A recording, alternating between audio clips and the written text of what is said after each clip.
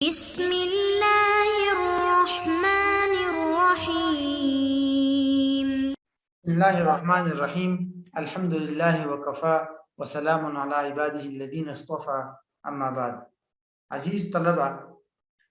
دروس فقہ المعاملات المالیہ کے سلسلے میں ہم نے قرض کے اصول اور احکام کا موضوع شروع کیا تھا، اور اس موضوع کو ہم نے 8 نکات میں تقسیم کیا تھا، اور ان 8 نکات میں سے ہم نے گزشتہ 2 نشستوں میں پہلے جو 4 نکات ہے وہ مکمل کر لیے ہیں۔ تو آج کی اس نشست کے اندر ہم 5واں نقطہ یا 5واں عنوان شروع کر رہے ہیں، جو کہ ہے قرض کی ادائیگی اور وصولی۔ قرض کی ادائیگی اور وصولی یہ 2 الگ الگ چیزیں ہیں کہ قرض کی ادائیگی کے اہم اصول یا صورتیں کیا ہیں، اور قرض کی واپس وصولی کے بارے میں کچھ اہم باتیں۔ یہ اس ایک عنوان میں ہم ان 2 باتوں کو جمع کر رہے ہیں۔ تو قرض کی ادائیگی کی صورتیں، اور دوسرا ہمارا نقطہ ہوگا قرض کی وصولی کے اصول۔ ان دونوں باتوں کو آپ الگ الگ سمجھیں۔ جہاں تک پہلا نقطہ ہے قرض کی ادائیگی کی صورتیں، تو اس کے لیے یہ خاکہ آپ نے ذہن میں رکھنا ہے۔ قرض کی ادائیگی کی بنیادی طور پر یہ صورتیں ہیں جو آپ کے سامنے اس خاکے میں موجود ہے۔ ایک کو کہتے ہیں ادا، دوسری کو کہتے ہیں حوالہ، تیسری ہے کسی اور کی ادائیگی، وراثت، مقاصہ، ابراء،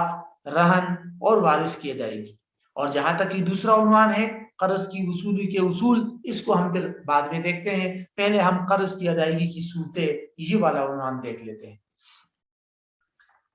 جب کسی انسان پر قرض لازم ہو جاتا ہے تو اس قرض کی ادائیگی کیسی ہوگی، یا اس انسان کے ذمے سے وہ قرض کیسے معاف ہو سکتا ہے یا ختم ہو سکتا ہے۔ تو اس سلسلے میں بنیادی طور پر یہ صورتیں سامنے آئی ہے۔ فقہ کتابوں میں مختلف اور جا بجا جو تفصیلات ذکر کی گئی ہیں ان کو جب ہم سامنے رکھتے ہیں تو ہمارے سامنے یہ صورتیں آتی ہیں۔ ان میں سے پہلی صورت ہے ادا، کہ اگر مقروض شخص اپنے اوپر لازم شدہ قرض کو ادا کر دیتا ہے تو وہ بری ہو جاتا ہے۔ اگر قرض خواہ جو مالک ہوتا ہے اگر وہ زندہ ہے تو اس کو قرض دے دیا جائے گا، اور اگر اس کا انتقال ہو چکا ہے تو اس کے ورثاء کو قرض دینا ضروری ہے۔ لیکن بہرحال قرض سے بری ہونے کے لیے سب سے پہلی اور اہم بنیادی صورت ہے ادائیگی، کہ خود قرض کی ادائیگی کر دے آپ۔ دوسری جو بنیادی صورت ہے اس کو کہتے ہیں حوالہ۔ حوالہ فقہ کا ایک اہم باب ہے، اس کو باب الحوالہ کہتے ہیں۔ اس کا مطلب یہ ہوتا ہے کہ کوئی تیسرا آدمی آ جائے اور مقروض کا قرض جو ہے اس کی ادائیگی اپنے ذمے لے لے، اور یہ کہہ دے قرض خواہ کو کہ تم آئندہ اس مقروض شخص سے اپنے قرض کا مطالبہ نہ کرنا، مجھ سے مطالبہ کرنا، میں اس کی رقم ادا کر دوں گا۔ اس کو کہتے ہیں عقد حوالہ۔ حوالہ کا مطلب ہوتا ہے ٹرانسفر کرنا، کہ مقروض کے ذمے پر جو قرض تھا وہ وہاں سے ٹرانسفر ہو کر ایک تیسرے شخص کے ذمے آ گیا۔ تو جب کوئی بھی شخص اس طرح قرض کی ادائیگی کی ضمانت لے لیتا ہے تو ایسی صورت میں اصل جو مقروض ہوتا ہے وہ بری ہو جاتا ہے، اگرچہ عارضی طور پر بری ہوتا ہے لیکن فی الحال بری ہو جاتا ہے، اور قرض خواہ کے لیے پھر یہ جائز نہیں ہوتا کہ وہ مقروض سے مطالبہ کرے۔ اگر قرض خواہ نے یہ بات تسلیم کر لی کہ ہاں ٹھیک ہے میرا قرض تم دے دو، اس تیسرے شخص کو کہہ دیا، اور تیسرے نے کہہ دیا کہ ہاں میں ضمانت لیتا ہوں تم آئندہ مقروض سے مطالبہ نہ کرنا، تو مقروض تو بری ہو گیا۔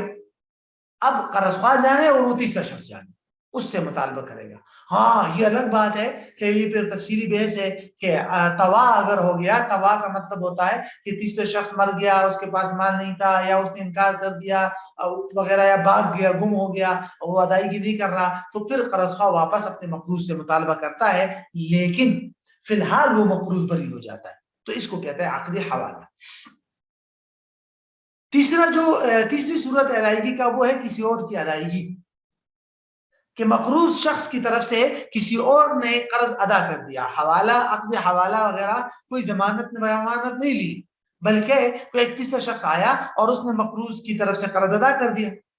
تو اس کو کہتے ہیں کسی اجنبی کی طرف سے قرض ادا کر دینا، کسی اجنبی شخص کا آ کر کسی کی طرف سے قرض ادا کر دینا۔ اب ایسی صورتحال میں اگر مقروض نے اس شخص کو یہ حکم کیا تھا کہ بھائی صاحب تم میری طرف سے قرض ادا کر دو، تو پھر وہ اس مقروض سے ادا شدہ قرض کا مطالبہ دوبارہ کرے گا۔ مثال کے طور پر زید کے ذمے کسی کے 1 لاکھ روپے قرض تھے، زید نے خالد سے کہہ دیا کہ آپ میرا 1 لاکھ روپے قرض ادا کر دے، اور خالد نے ادا کر دیا، تو اب خالد بعد میں زید سے اس 1 لاکھ روپے کا مطالبہ کرے گا۔ لیکن اگر خالد نے زید کے حکم کے بغیر اپنی طرف سے زید کا قرض ادا کر دیا تو اب وہ زید سے مطالبہ نہیں کر سکتا۔ زید اس کو یہ کہہ سکتا ہے کہ میں نے تو آپ کو نہیں کہا کہ میری طرف سے قرض ادا کر دو، آپ نے خود ادا کیا ہے، یہ تو آپ کا احسان ہو گیا۔ تو بہرحال اس کو کہتے ہیں کہ کسی اور کی ادائیگی۔ تو یہ تیسری بنیادی صورت ہوگی۔ چوتھی صورت ہے وراثت۔ وراثت کا مطلب یہ ہوتا ہے کہ ایک شخص پر کسی کا قرضہ ہے اور قرض خواہ کا انتقال ہو گیا،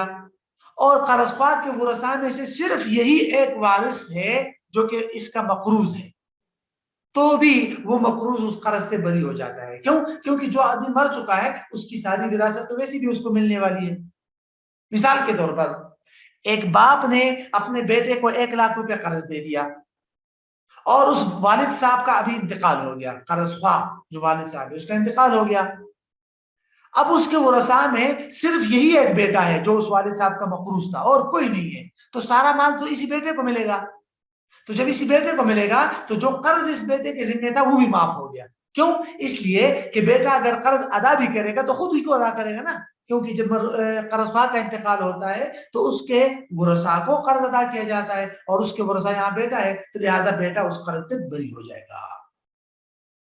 کیونکہ بیٹے کے ذمہ قرض خود بیٹے کے لیے ہے۔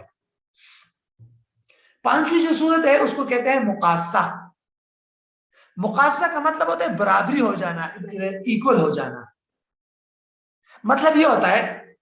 کہ ایک شخص پر کسی کا قرض ہے، مثلا زید کے اوپر عمر کا قرض ہے 1 لاکھ روپیہ، اور زید نے عمر کو بھی 1 لاکھ روپے دے دیا بطور قرض، یا کسی بھی طریقے سے لازم ہو گئے، یا یوں سمجھ لیجیے کہ عمر نے تو زید کو 1 لاکھ روپے بطور قرض دیے تھے، لیکن بعد میں زید اور عمر نے کوئی اور معاملہ کر دیا، اس معاملے میں زید کے عمر کے ذمے 1 لاکھ روپے بچ گئے۔ اب عمر کے زید پر 1 لاکھ روپے قرضہ ہے اور زید کا عمر کے ذمے 1 لاکھ روپے ہے۔ تو اگر دونوں راضی ہیں اس بات پر کہ بھئی چلے میرے آپ کے ذمہ 1 لاکھ تھے، آپ کے میرے ذمہ 1 لاکھ ہو گئے، چلے برابری ہوگی، ختم، نہ میں آپ سے 1 لاکھ کا مطالبہ کرتا ہوں نہ آپ مجھ سے کریں، ختم ہو گیا معاملہ، اس کو کہتے ہیں مقاصہ۔ اگر تو دونوں راضی ہیں تو ٹھیک ہے، اچھی بات ہے، اور اگر دونوں راضی نہیں ہیں، عمر کہتے ہیں کہ نہیں آپ کو میں نے قرض دیا تھا وہ مجھے دو گے، اور زید کہہ رہا ہے کہ ٹھیک ہے پھر آپ کے ذمہ میرا 1 لاکھ روپے آپ وہ ادا کرو گے، تو اس صورتحال میں پھر دیکھنا پڑتا ہے کہ دونوں قرضوں کی حیثیت کیا ہے، اور اسی کے مطابق اس پر حکم لاگو ہوگا۔ مثال کے طور پر اگر دونوں نے ایک دوسرے کو قرض ہی دیا تھا، زید نے عمر کو، عمر نے زید کو 1 لاکھ قرض دیا تھا، تو پھر تو دونوں ایک دوسرے سے فی الفور مطالبہ کر سکتے ہیں، عمر زید سے مطالبہ کرے گا، زید عمر سے، جس کا کوئی فائدہ ہی نہیں ہے۔ لیکن اگر دونوں قرضوں میں باہم فرق ہے تو وہاں پھر کچھ نہ کچھ فرق ہو سکتا ہے۔ مثال کے طور پہ عمر کا زید کے ذمہ 1 لاکھ روپے قرضہ ہے جو اس نے باقاعدہ ہاتھ میں قرض دیا تھا اس کو، جبکہ زید کا عمر کے ذمہ جو 1 لاکھ روپے لازم ہوئے تھے وہ ادھار ہے، مثلا کسی معاملے کی صورت میں ادھار چیز عمر نے خریدی ہے جس کی ادائیگی مثلا 2 سال بعد ہونی ہے، تو اب یہاں فرق ہو سکتا ہے۔ کیسے؟ کہ زید عمر سے اپنے 1 لاکھ روپے کا مطالبہ تو 2 سال بعد کرے گا، کیونکہ اس کے ذمہ دین لازم ہوا ہے، جس کو فقہ میں قرض نہیں کہتے، دین کہتے ہیں، تو وہ تو 2 سال بعد مطالبہ کرے گا، لیکن عمر نے زید کو 1 لاکھ روپے دیے تھے قرض، وہ فی الفور مطالبہ کر سکتا ہے، لہذا فی الفور مطالبہ کر کے اپنا قرض لے لے اور زید کا قرض 2 سال بعد ادا کرے، کیونکہ وہ دین ہے اور اس کا ایک ٹائم مقرر ہو چکا ہے۔ قرض کے لیے کوئی ٹائم مقرر نہیں ہو سکتا، اور دین کا ٹائم مقرر ہو سکتا ہے۔ دین اور قرض میں فرق میں نے آپ کو پہلے بھی بتایا تھا کہ دین کسی بھی معاملے میں جو عمر کے ذمہ پیسے لازم ہوئے تھے وہ دین ہے، جہاں تک زید کو جو پیسے دیے گئے تھے وہ قرض ہے۔ تو بہرحال اس کو مقاصہ کے صورت میں ادائیگی کی تفصیل ہے۔ نمبر 6 پہ ہے ابراء۔ ابراء کا مطلب ہوتا ہے بری کر دینا۔ مثال کے طور پر عمر پر زید پر عمر کا قرضہ ہے 1,00,000 रुपया, और عمر نے اس کو کہہ دیا کہ میں نے آپ کو بری کر دیا، معاف کر دیا میں نے، تو بھی ٹھیک ہے، اور ایسی صورت میں جو ہے وہ بری ہو جائے گا، قرضہ معاف۔ رہن کا مطلب یہ ہوتا ہے کہ زید پر عمر کا 1,00,000 روپے قرضہ ہے، ٹھیک ہے، اور عمر نے زید سے سمجھ لیجیے گاڑی لی ہے بطور رہن اپنے پاس رکھی ہے۔ اب زید قرض ادا نہیں کر رہا اور زید نے اس کو کہہ دیا چلے میرے جو گاڑی آپ کے پاس ہے وہ بیچ دو، اس سے اپنا قرض وصول کر لو، تو ٹھیک ہے، عمر جو ہے وہ اس گاڑی کو بیچ کر اس سے اپنا 1,00,000 روپے قرض وصول کر لے گا، باقی پیسے زید کو واپس کر دے، تو رہن سے اپنا قرض وصول کیا جا سکتا ہے، تو یہ بھی قرض یعنی کہ زید کی طرف سے قرض ادا ہو جائے گا۔ اسی طرح وارث کی ادائیگی بھی آتا ہے کہ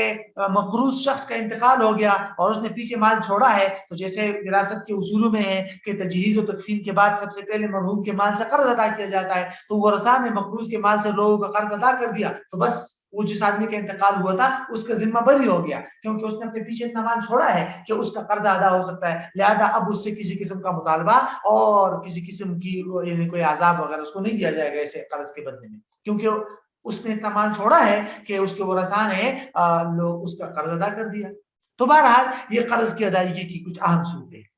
اس کے بعد ہم آتے ہیں دوسرے عنوان کی طرف، قرض کی وصولی کے اصول۔ قرض کی وصولی کے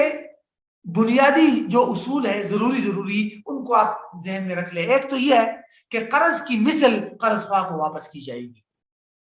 اس میں دو باتیں معلوم ہو رہی ہیں، ایک تو یہ کہ آپ نے اگر کسی کو کوئی قرض دیا ہے، کوئی چیز، کوئی گندم یا پیسے، تو آپ اس سے یہ ڈیمانڈ مطالبہ نہیں کر سکتے کہ جو میں نے دیا تھا وہی واپس کرو، کیونکہ جو آپ نے دیا تھا وہی واپس کرے گا تو وہ تو امانت ہے، وہ تو قرض نہیں ہے،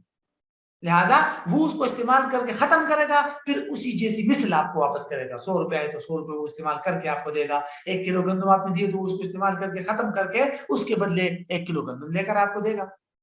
اور دوسرا نقطہ اس سے یہ معلوم ہو رہا ہے کہ کچھ قسم کی کمی بیشی نہیں کی جائے گی، اگر آپ نے 100 روپے دیا ہے تو 100 ہی لیں گے، آپ زیادہ نہیں لے سکتے، تو کسی قسم کا اضافہ یہ سود کہلائے گا، باقی اضافے کی تفصیلات آگے آئے گی انشاءاللہ۔ دوسرا اصول یہ ہے کہ قرض کی وصولی کا بنیادی حق جو ہے وہ قرض خواہ کا ہے، کہ اصل قرض خواہ خود جا کر مقروض سے مطالبہ کرے یا وہ کسی کو بھیج دے، ہاں قرض خواہ کا انتقال ہو جائے تو پھر اس کے ورثاء کا یہ حق بنتا ہے کہ وہ جا کر مقروض سے اپنے قرض کے ڈیمانڈ کرے اور مطالبہ کرے۔ تیسرا اور بنیادی اصول یہ ہے کہ قرض کی تعجیل میں فقہا کا اختلاف ہے کہ کیا قرض کی وصولی کے لیے کوئی ٹائم مقرر کیا جا سکتا ہے یا نہیں، قرض کی وصولی کے لیے کوئی ٹائم مقرر کیا جا سکتا ہے یا نہیں۔ یہاں یہ ذہن میں رکھیے کہ اس سے مراد قرض ہے کہ باقاعدہ آپ نے کسی کو قرض پیسے دیے ہو یا کوئی چیز دی ہو، اس سے مراد کوئی ادار معاملے کی صورت میں لازم شدہ پیسے نہیں ہے، اس جس کو دین کہتے ہیں، کہ اگر آپ نے دکاندار سے کوئی چیز ادار لے لی 5 مہینے کے لیے وہ تو ٹھیک ہے، آپ اس کی ادائیگی 5 مہینے بعد ہی کریں گے، اس میں تو تاجیل اور ٹائم مقرر ہے، وہ تو سب فقہا مانتے ہیں۔ یہاں بات ہو رہی ہے قرض کی کہ باقاعدہ لون آپ نے کسی کو دے دیا، قرض دے دیا، تو اس کے لیے ٹائم مقرر کیا جا سکتا ہے یا نہیں۔ اس بارے میں فقہا کی بنیادی طور پر دو رائے ہیں، فقہائے مالکیہ، فقہائے ظاہریہ، علامہ ابن تیمیہ، علامہ ابن قیم، علامہ شوکانی رحمہ اللہ، ان سب حضرات کی رائے یہ ہے کہ اگر قرض کے لیے وقت مقرر ہو گیا تو اب وہ وقت لازم ہے، اس سے پہلے قرض خواہ اپنے قرض کا مطالبہ نہیں کر سکتا، اس کے لیے جائز نہیں۔ جبکہ اس کے مقابل میں دیگر جو فقہا ہے، حنفیہ، شافعیہ، حنابلہ، ان سب کی رائے یہ ہے کہ قرض کے لیے کوئی ٹائم مقرر نہیں کیا جا سکتا، اگر قرض کی وصولی کے لیے ٹائم مقرر بھی ہوا تو بھی قرض خواہ کو حق ہے کہ وہ کسی بھی ٹائم جا کر اپنے قرض کو واپس وصول کر سکتا ہے اور واپس اس کا مطالبہ کر سکتا ہے، کیونکہ یہ ایک عقد تبرع ہے، اور عقد تبرع کو کسی خاص ٹائم تک کے لیے لازم نہیں کیا جا سکتا کہ قرض خواہ جو ہے اپنی چیز جو ہے اس خاص ٹائم تک وصولی نہ کر سکے، اس کا مطالبہ ہی نہیں کر سکے، نہیں، اس کی اجازت نہیں ہے اس طرح کے قرض میں ٹائم لگانے کی۔ ہاں قرض خواہ خود ڈھیل دے رہا ہے، مطالبہ نہیں کر رہا، وہ الگ بات ہے، لیکن اس کو کسی بھی وقت مطالبہ کرنے کا بنیادی حق حاصل ہوگا۔ تو یہ ہے خلاصہ ہمارے عنوان نمبر 5 کا، قرض کی ادائیگی اور وصولی۔